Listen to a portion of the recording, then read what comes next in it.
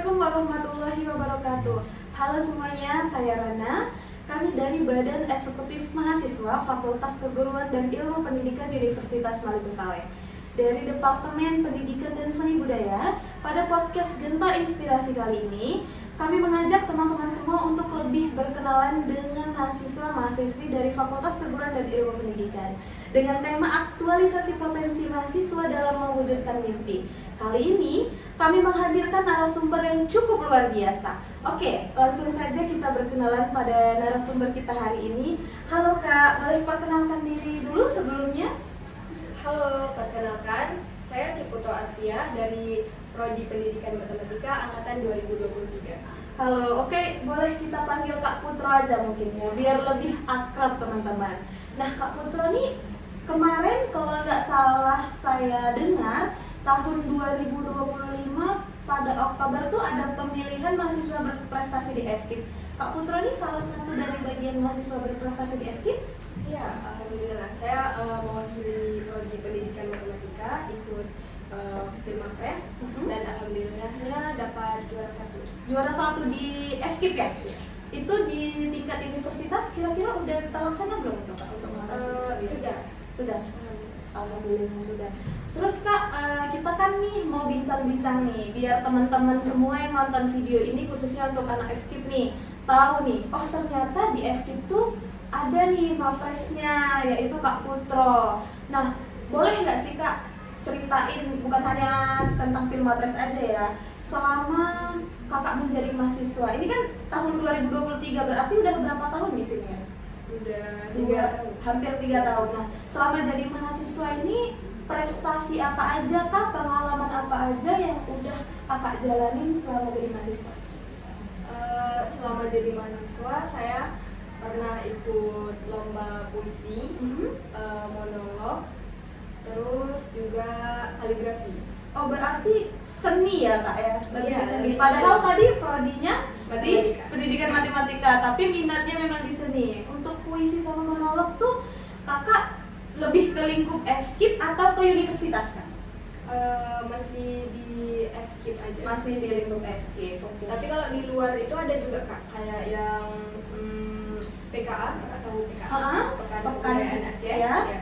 Kami ikut teater di sana, alhamdulillah dapat juara 3. Oh, berarti Kakak ini emang minatnya di seni. Kalau untuk kaligrafi tadi, itu udah sejauh apa sih Kak? Kemarin itu di tahun 2025 juga saya ke Kalimantan Selatan. Itu MTQ Mahasiswa Nasional mewakili kampus Unima di sana. Mewakili Universitas Maluku Saleh di Kalimantan. Itu selama berapa hari tuh kalau boleh tahu di sana? Semingguan lah Kak. Seminggu. Lebih kurang. Itu semingguan udah dari berangkat sampai pulang. Berarti tahun 2025 itu bisa dibilang masa emas-emasnya. Ya gitu ya. Udah mahasiswa berprestasi yang pertama, yang kedua juga membawa nama Universitas Maluku Saleh sampai ke Kalimantan. Luar biasa, applause untuk Kakak, betul. Selamat nih. Itu waktu ini di Kalimantan itu sendirian atau memang ada tim yang mendampingi dari Universitas Maluku Ya, Saleh? ada tim dari universitas. Jadi di sana tuh ada banyak cabang lombanya, nggak cuma kaligrafi aja, ada tilawah dan sebagainya. Terus dari kampusnya ada 2 dosen yang mendampingi. Jadi kami tim ke sana. Tapi nih ya Kak ya, berarti kan padat nih jadwal untuk harus, pastinya kalau kaligrafi itu harus ada latihan. Belum lagi kan mahasiswa berprestasi itu banyak ya, biasanya harus ngisi acara ini, acara itu kayak podcast kita sekarang ya kan. Nah, itu gimana sih Kak cara menyeimbangkannya antara kegiatan Kakak di luar ngampus, di luar mata kuliah sama yang lain-lain gitu Kak? Kalau untuk itu tergantung kondisinya, mana yang lebih memungkinkan. Kalau misalnya saya ada MK nih, kebetulan nabrak sama waktu seleksi. Betul. Seleksi itu menurut saya lebih penting gitu Kak. Bukan berarti kuliahnya dikesampingkan ya, tapi karena MK itu mungkin bisa dipelajari lagi sendiri, itu kecuali nih posisinya kuis atau UTS. Betul. Kalau dosennya ngedukung dan ngasih dispensasi boleh nyusul, saya bakal tetap pilih seleksi gitu. Kalau enggak ya udah di sini. Kalau gitu. Tapi kalau dari dosen nih, tadi kan ngomong dosen kan kecuali kuis atau UTS. Kalau dari dosen sendiri atau dari teman-teman itu support gak sih Kak? Kalau orang tua udah pasti ya, kalau udah sampai ke Kalimantan itu udah pasti didukung, sangat-sangat didukung sama orang tua, ya kan?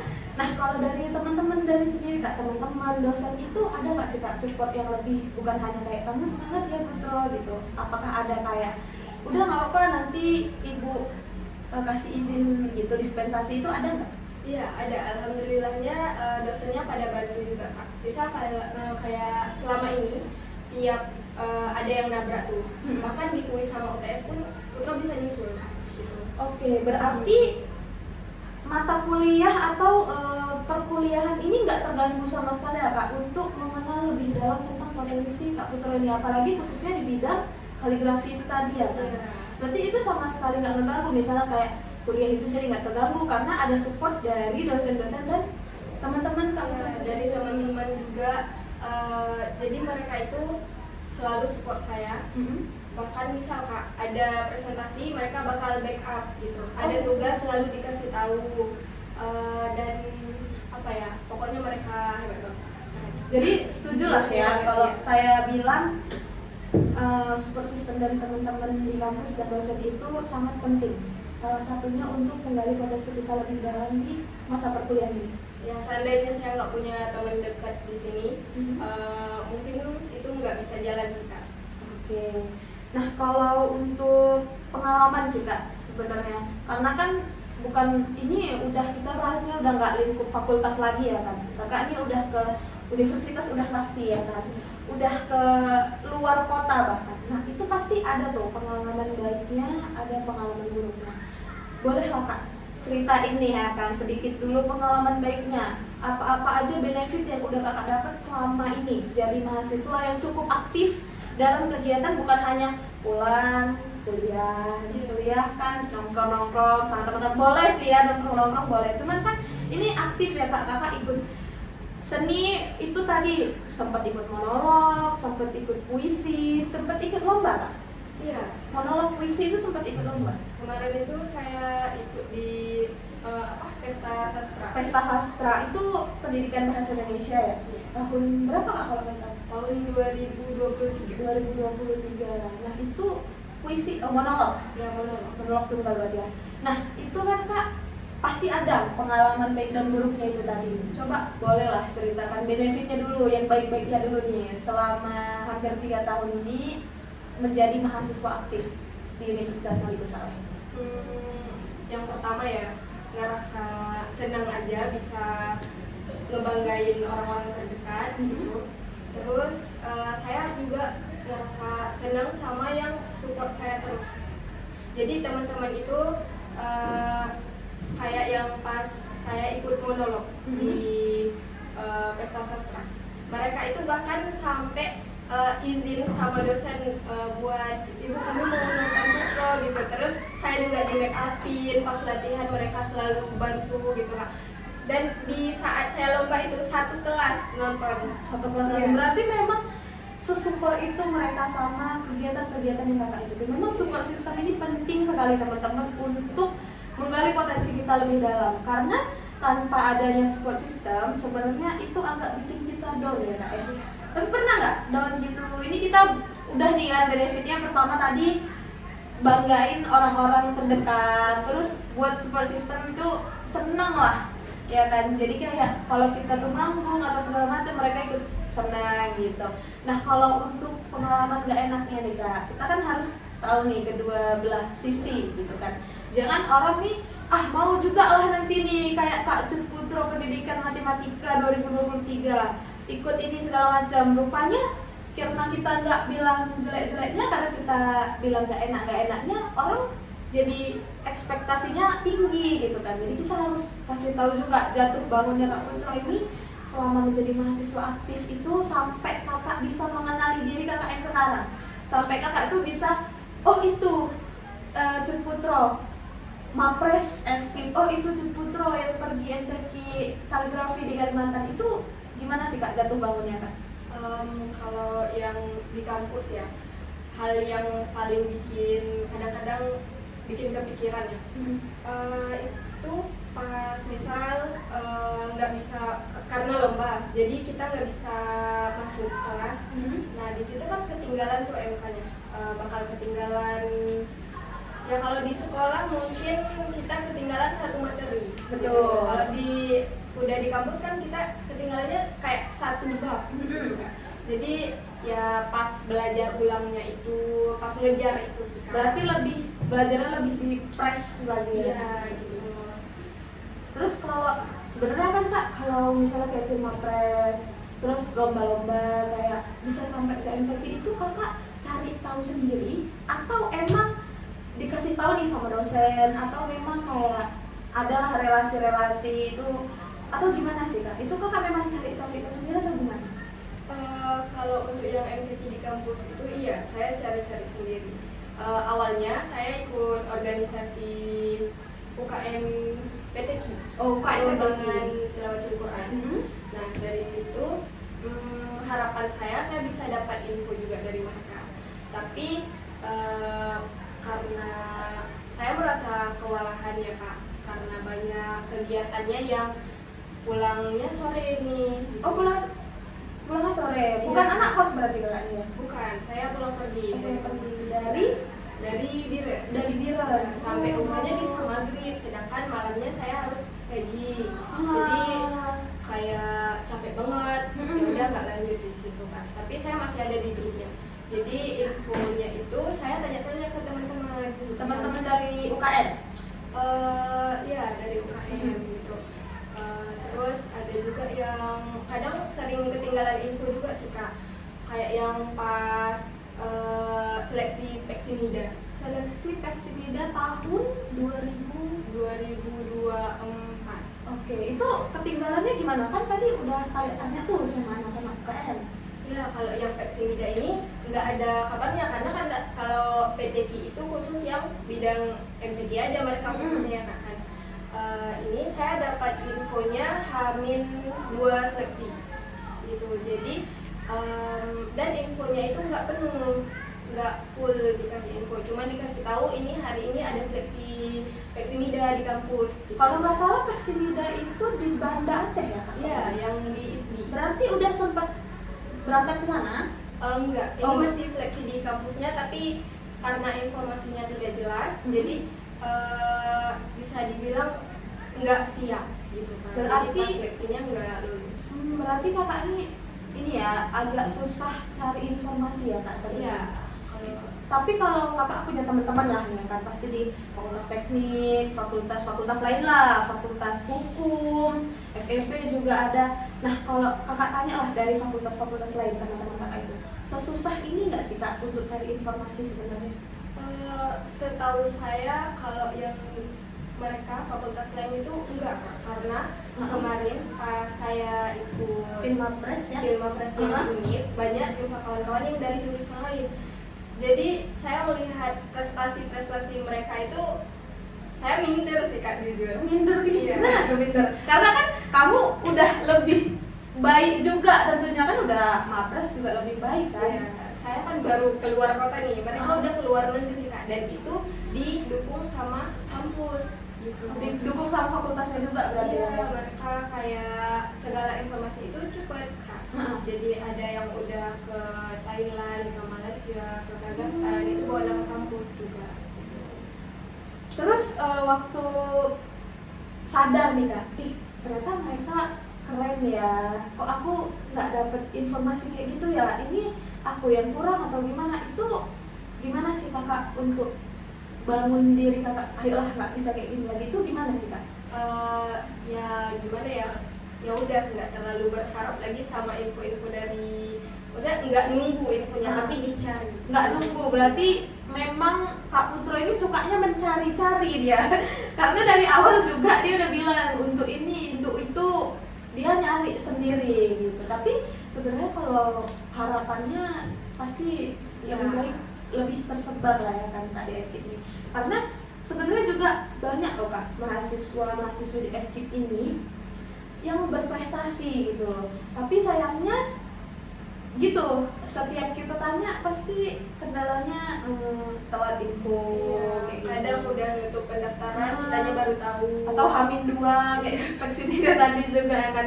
Terus pada cari-cari info sendiri. Nah, kita pun tahu Kak Putro ini dari Mapres, jujur. Karena karena kita satu FKIP ya kan, saya pendidikan bahasa Indonesia, Kak Putro pendidikan matematika, karena satu fakultas jadi tahu kalau beliau ini salah satu mahasiswa berprestasi gitu, makanya kita undang kemari. Terus Kak, kalau untuk itu salah satu pengalaman nggak baik ya Kak, Iya, jadi mahasiswa ya sedikit kecewa lah susah. karena informasi yang susah cari informasi, harus cari informasi sendiri. Kalau dibilang sih memang mahasiswa ini nggak kayak sekolah ya, kampusnya memang harus cari sendiri. Cuman gimana kita tahu kalau kita nggak dikasih tahu nih sama yang istilahnya lebih lama di kampus ini, misalnya kayak dosen-dosen atau siapa ya, akademisi kampus lah, kayak gitu kan. Susah juga karena kita harus menyeimbangkan antara kuliah sama kegiatan-kegiatan kita tadi. Tapi suka Kakak ikut UKM PTG itu tadi masih nggak sampai sekarang? sekarang udah enggak, karena ya itu tadi, karena nggak sanggup sama waktunya di sini, nggak bisa ngebagi waktu. Nggak bisa ngebentuk, sedikit kewalahan Kak, Iya. karena malam harus ngaji, belum lagi latihan kaligrafi. Tapi di UKM itu ada latihannya nggak sih Kak? Kalau sekarang sepertinya ada Kak, soalnya pas sebelum saya keluar udah dibuat kayak divisi khusus belajar rutin tiap minggu gitu. Oh gitu, berarti kita bisa gali potensi kita itu dari UKM juga sebenarnya Kak ya, Iya, kalau bisa. kita susah ya kan. Terus kalau dari kaligrafi sendiri lah Kak, itu udah berapa lama sih Kakak menekuni bidang kaligrafi ini Kak? Saya belajar kaligrafinya dari kelas 4 MIN. Dari kelas 4 MIN? Iya. Itu awalnya memang dari orang tua atau memang Kakak minat sendiri?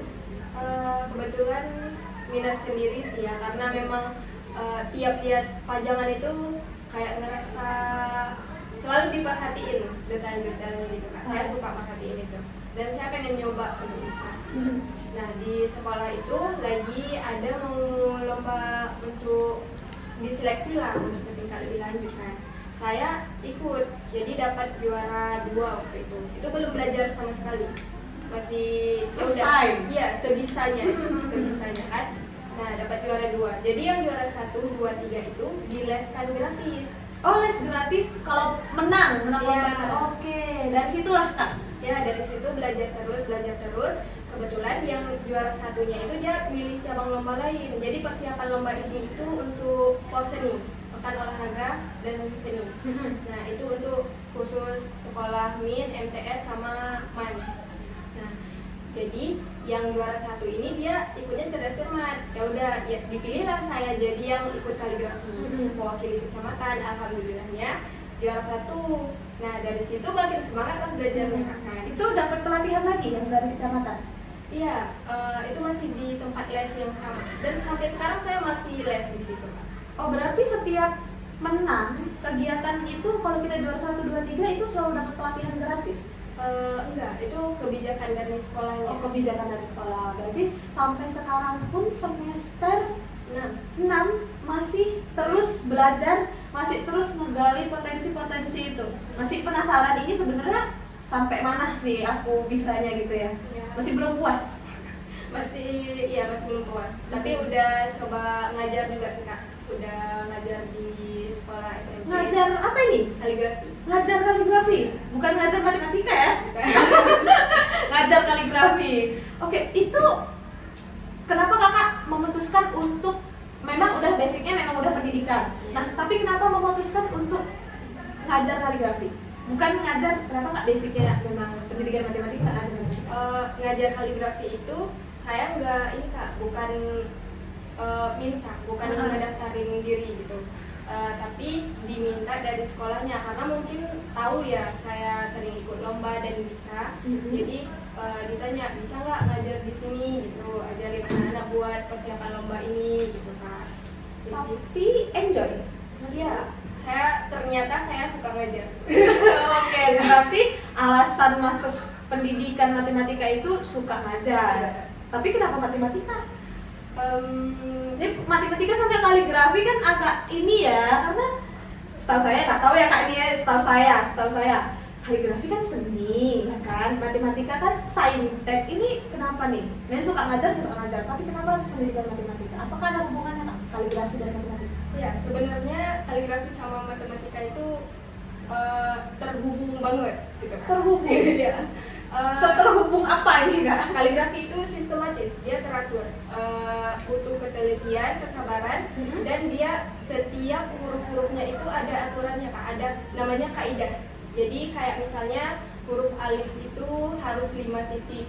Nah itu terus untuk setiap ornamen itu dibentuk dari bangun-bangun datar untuk pola dasarnya gitu kan. Jadi saya menemukan matematika di situ.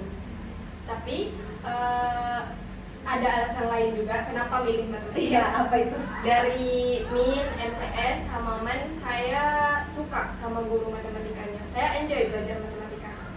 Oke, berarti sebenarnya Kak Putra ini guys, teman-teman semuanya, dia sekali dayung, 2-3 pulau terlampaui. Selain dia itu suka sama matematika, ternyata kaligrafi ini berhubungan. Ini fun fact loh Kak, aku juga baru tahu nih kalau ternyata belajar kaligrafi itu juga perlu ilmu matematika.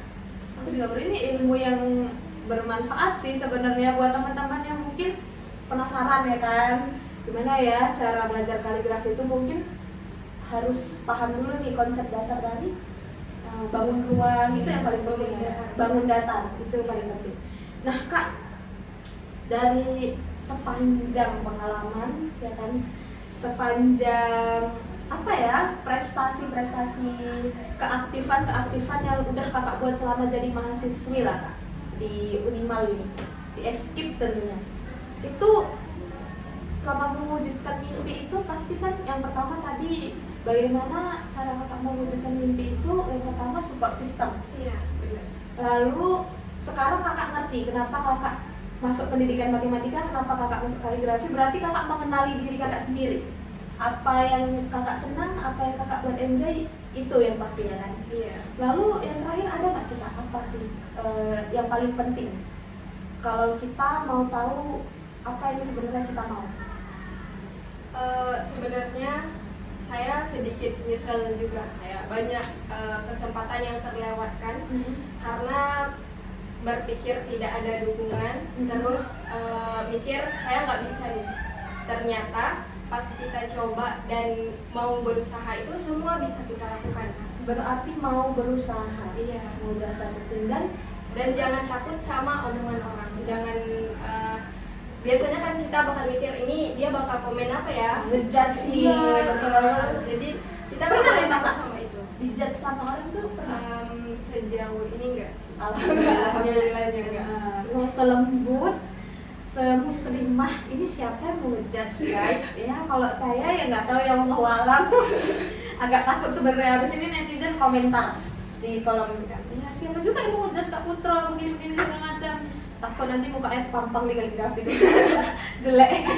Oke, Kak, terakhir sih, ada nggak sih Kak pesan inspiratif lah untuk teman-teman yang belum tahu bagaimana cara menggali potensi diri dan mewujudkan mimpi? Terakhir nih, obrolan kita kali ini nih. Buat yang belum tahu bakatnya di mana, terus dicoba apapun itu. Misal ada dapat info lomba ini, lomba itu, semua aja diikutin. Nanti kamu bakal tahu di mana potensi kamu. Kalau udah dapat, misalnya aku bisa nih di sini, wah ternyata aku bisa gitu kan. Jadi kita gali terus, belajar terus, bahkan mungkin bertahun-tahun terus belajar sampai benar-benar bisa banget gitu, sampai bisa disebut hebat. Sampai sekarang udah tercap juga lah, bisa dibilang Kak Putra ini nama belakangnya kaligrafi gitu. Kayak gitu. Oke, terima kasih Kak Putra untuk bincang-bincangnya kali ini, untuk sepenggal pengalaman dan kisah inspiratif yang banyak sih sebenarnya hari ini yang saya dapatkan, mulai dari ternyata kaligrafi sama matematika itu berkesinambungan, mulai dari susahnya cari informasi sendiri, kayak independent woman jatuhnya ya kalau udah mahasiswa ini, khususnya kalau di fakultas kita ya, agak-agak independen sedikit untuk cari-cari informasi. Jadi buat teman-teman semua, khususnya dari Fakultas Keguruan dan Ilmu Pendidikan, Kak Putra ini bisa jadi salah satu inspirasi kita untuk semangat buat cari informasi, bagaimana untuk mengikuti kegiatan-kegiatan yang ada di luar fakultas sendiri, bisa ke FKIP, karena kalau kita nggak cari-cari sendiri, kita nggak tahu kita bisa kemana, kita bisa sampai mana. Kalau Kak Putra nggak cari informasi sendiri, Kak Putra nggak tahu ternyata Kak Putra itu hebat di bidang ini. Kak Putra nggak tahu ternyata Kak Putra itu bisa di bidang ini kayak gitu.